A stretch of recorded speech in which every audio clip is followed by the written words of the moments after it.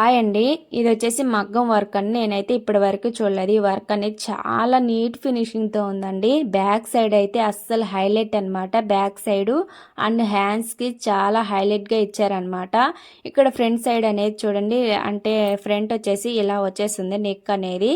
ఇక్కడ మనకి క్లాత్ అనేది మనము శారీలో క్లాత్ అనమాట. ఇది శారీ బ్లౌజు మనకి ఇలా ప్లెయిన్ వచ్చింది కాబట్టి మనము బ్లౌజ్ అనేది ఇలా స్టిచ్ చేసుకోవచ్చండి. ఇలా ప్లెయిన్ గా రానప్పుడు మనకి అక్కడక్కడ బుటీస్ వచ్చేసి వర్క్ వచ్చేసి ఉంటుంది. వర్క్ కాదండి, మనకి డిజైన్ వచ్చినప్పుడు మనము వేయించుకోకుండా, అంటే హాఫ్ పట్ బ్లౌజులు ఉంటాయి కదా, అలాంటి వాటిని తీసుకొని స్టిచ్ చేసుకుంటే, అంటే వర్క్ వేయించుకుంటాం కదండి, అంత మనీ పెట్టినప్పుడు మనము ఇలా మనకి శారీలో వచ్చిన క్లాత్ వేయించుకుంటే త్వరగా పోతుంది అనమాట. అందుకని చెప్పేసి మనకి హాఫ్ పట్లో ఎక్కువ మనీ పెట్టుకొని మనం స్టిచ్ చేయించుకుంటే మనకి ఎక్కువ రోజులు ఉంటుంది అనమాట.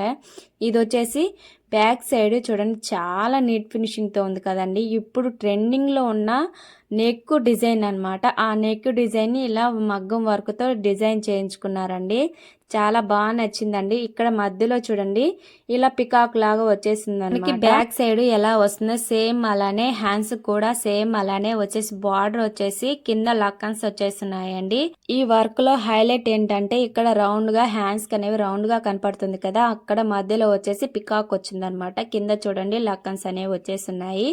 బ్యాక్ సైడ్ కూడా మనకి ఓపెన్ అనేది హోల్ లా వస్తుందండి. ఈ వీడియో నచ్చితే like and subscribe. Thank you.